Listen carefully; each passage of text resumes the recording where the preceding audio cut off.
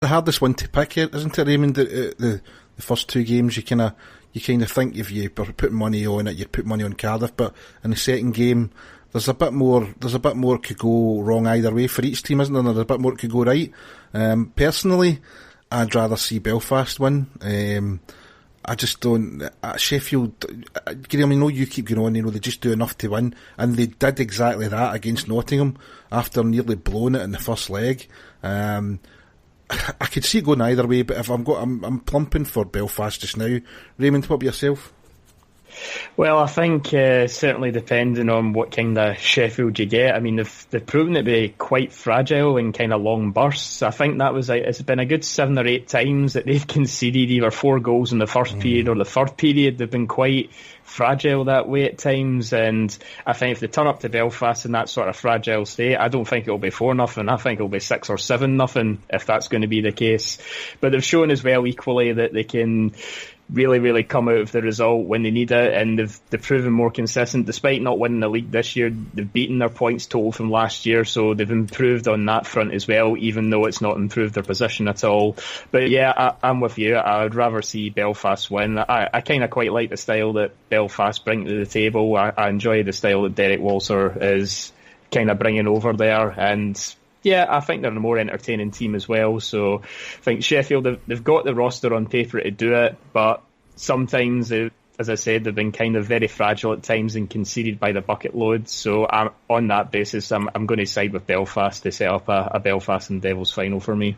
Okay. Well, given that you've just said that, and we'll go to you first, who do you take for overall winner then in the weekend? I think it's very, very hard not to look anywhere past Cardiff, I'm afraid. I think you're probably right, and I think it's Cardiff I would go with as well. Graham, you've got a Cardiff Sheffield final. Yep. Who you taking to? I'm going with the same result as you guys, because I think ultimately Cardiff will be fresher. I think Sheffield will be absolutely knackered after the previous game, the previous day. I think that game will take a bit more out of them than Dundee will manage to do at Cardiff. So I just think Cardiff will be fresher, and I expect them not to win it comfortably, but I think the final will be a kind of foregone conclusion, maybe even before the third period. I expect them to win it. And yeah, we're all kind of going in the Cardiff to get a real, what do you call it? The real Grand Slam. Grand Slam. As opposed to a Nottingham Grand Slam. It really has been some achievement for Cardiff this year, and they are looking, red hot favourites to actually pull it off. Is it a good thing for the league that there's one team dominating, do you think, Raymond, or is it better if the trophies are spread about? I think as the quality of the league gets higher and higher, and there's gradually a bit more parity, stuff like this is going to be extremely rare. So I think when it does eventually happen, you can't do anything except tip your hat and say, well done. It's still a fantastic achievement regardless of how you do it. And I don't see anything like this being possible again anytime soon, provided the league continues to sort of trend on the ice as it's been doing these past few years, and especially with the addition of 2 new teams next year. It's another 2 teams to throw something into the mix and potentially throw a spanner in the works as well. So I think as the league gets bigger and better, then I see occurrences like this getting much, much more rarer. Yeah, I don't know, Graham, what's your thoughts on it? Do you think it's something that we might not see again for a while, or do you think if Cardiff keep dominating the way they're doing, can they do something similar? I think the possibility is there for a dynasty, only because I think the makeup of the teams is very different. I think you've got the likes of Nottingham and Sheffield, who depend a large part on their ticket money, whereas Cardiff have, let's face it, they've got wealthy backers. They don't get massive big crowds. Ice Arena Wales is not a massive big arena. They've got wealthy backers. They fly everywhere, which, okay, in Cardiff you can make excuses for them, in as much as that's probably levels up the travelling playing field a little bit. But the fact is that they've got the resources and potentially deeper pockets than maybe even Nottingham and Sheffield. I don't know. I'm not too au fait with all the finances of all the big teams, but the potential there is for a dynasty. I don't think it will happen at the end of the day, but there's no doubt that Cardiff are going to be one of the top teams in the foreseeable future, and it's how the other teams respond, which puts bigger pressure on the likes of us and any other teams that are looking to try and climb up the ranks a little bit, because the money factor as ever's got a massive part to play with this. And if you don't have a salary cap or any of these other fanciful ideas, it would never work in this league. I kind of worry about it, to be honest with you. I think Cardiff could really form a bit of a dynasty here. Yeah, they've got good owners, they've got a good general manager, they've got a very good young coach. But is the problem not going to be for Cardiff to hang on to the players that they've got so far? Again, as we always knew that, whenever the Clan have had a really good player, and it's hard to keep on to them, because you're going to get money offers, maybe in the continent, maybe back home, to tempt them away. I mean, Raymond, can you see a turnover at Cardiff, or can you see players being happy to stay there? Or is it all just about the money at the end of the day with these guys? I think probably in most cases it's about the money, and Cardiff certainly have the means to spend quite a lot of it with the free ice time they've got for the time being. That kind of evens up the parity between them and the arena teams. But it's the Elite League, there's always going to be quite a bit of turnover, and generally the convention is, if you can do really well in this league, well, that can punch your ticket to either get to France, Germany, Austria, or even the Scandinavian countries. We've seen even Gardner Conference guys go to the Swedish Allsvenskan and that and really make names of themselves. So it all depends on what the players are thinking and what sort of attention they're catching. And I think, there'll be a good half dozen to 10 changes with Cardiff, but I think it's the same way any other Elite League team. They'll look to retain that sort of key core and kind of build up from that. And we'll just need to see what the summer takes us to when we get there.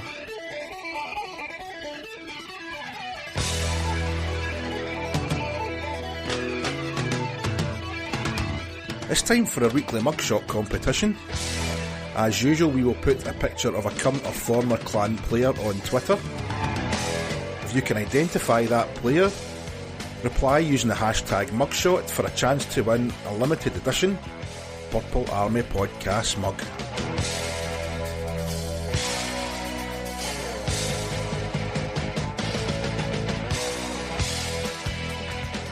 This is Ryan Finnerty, and you're listening to the Purple Army podcast.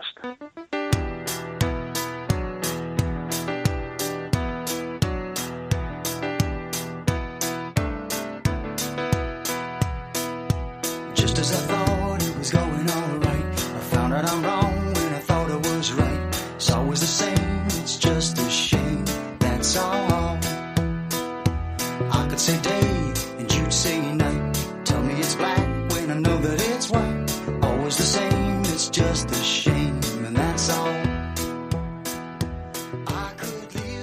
Obviously, the last thing we've got to cover for this edition is the news that the Clan virtually, I think the speed of it kind of surprised me a wee bit, we don't know if it's been dispensed of the service, if it's by mutual consent. I don't know if we'll ever know who decided what, but the Clan are no longer coached by Ryan Finnerty.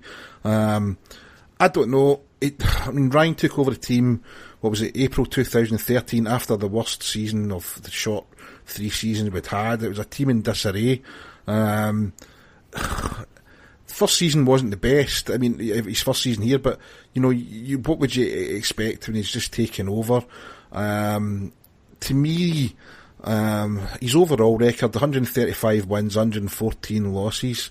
I don't know. I kind of have mixed feelings about the whole thing. I don't know if the decision to get rid of him so quickly was down to protecting revenues for next year, in terms of season tickets, in terms of people being vocal on social media. Maybe they just felt it was the right decision. I didn't go to the Player of the Year awards ceremony last night. I didn't witness either of the 2 speeches, Graham, from Gareth or Ryan. I didn't get a feel for it. I don't know if I'm fully supportive of the decision, for maybe reasons we can go into later on. What about yourself, Graham? What was your thoughts on Ryan going?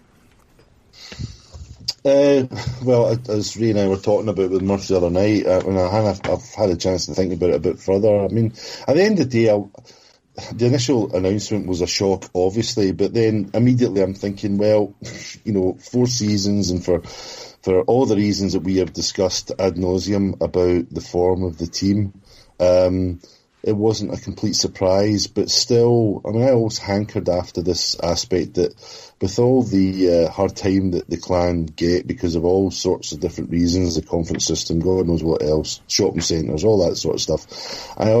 For me, Finner winning a piece of major silverware was always going to be a nice 2 fingers to the rest of the league, and I'm sure he would have seen it that way as well. And I regret the fact that hasn't happened. We got close, but it didn't quite happen. And you always kind of think, yeah, maybe, could we have got one more season out of it? Truth is, we don't know. We don't know what the conference system is going to look like in terms of who we're going to be, buddied up with in that respect, and whatever other changes and what changes 2 new teams make and all that sort of stuff. But, coming back to the Finner thing, I was kind of sad. Again, not wishing to go through the history lesson, but I was sceptical when he came on board. I'd wanted Paul Gardner to stay on, as I've talked about often enough before. And I've got to say, my mind was changed fairly early on. I just liked Finner's style. I liked how he was with the team. I liked how he behaved on the bench. Just complete commitment.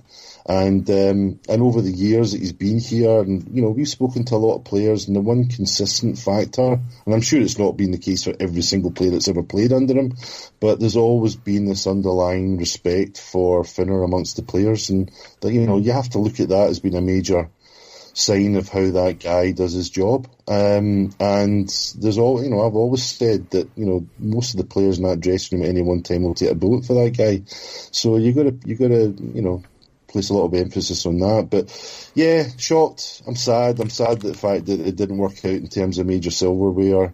Ultimately, the reality is that in order for this club to move forward, this was probably one of the changes that needed to take place, and I might be best to leave it at that at this moment in time. But this club's at a crossroads as far as me personally is concerned in terms of what direction we want to go in. And you were asking about the player awards last night and the speeches that were made. I'll talk a little bit about Finner's speech in a second, but Gareth stood up and he said all the right things, and he was obviously he was very he's very articulate about, Finner and his history with the club and what he's brought to the club in terms of professionalism and everything else, and he said all the right things. He did say that there's no doubt Finner would be welcome back in Braehead any time, and I thought, well, that may come back to bite you some stage, depending on what Finner does next. but moving away from the semantics, all the right things were said. I don't know. Finner's speech in itself, it was very emotional. I'm sure there was some people in that room that probably were quite pleased to see the changes for their own reasons and just to see things change and see what happens with the team next. But I can tell you that was pretty emotional last night. The whole awards ceremony was good. It was good fun. Players were in good form, as you might expect. But, I think I've been to just about every single one of these awards things since they started, and it was overall the most subdued. People may not agree with me in that respect, but I just thought, the cheering and the clapping and everything was just that little pitch lower than it normally is, perhaps for obvious reasons. I'm just delighted that Finner was there because, I'll be honest with you, I was a little bit surprised that he was there, and then of course when I saw him I thought, of course he's going to be here. Why would he miss this? This is his team. This is, his players and everything else, and it's right that he's here. And everybody wanted a piece of him. I managed to get a few minutes with him myself, and I've had various chats with Finner, and on the record in terms of the podcast, he's always been very supportive of us. When we were able to talk to the players again, he was the first one to say, look, if you guys want me on first to have a chat, then get me on, and that's what we did. I've always found Finner very, very good to talk to. Even last night, as I say, we got about 2 sentences of, cliched platitudes out the way, and then we just got into it. We had a real, 5-minute proper hard-edged talk about the team and what didn't happen and what might have happened and everything else, and before he get dragged off to do other things. So I'm sorry to see him going. I'm sorry I'm ranting on here, but it's a big deal. He's left a big legacy, and whether you were a fan of Finner or not, or ultimately became not a fan because of the form of the team, there's no doubt about it that he did bring this team up to another level. And whoever follows in his footsteps has got one hell of a challenge ahead of them, because I think a lot of the strengths of Finner, maybe some people didn't fully recognise in terms of a lot of the way that this team operates, this club operates.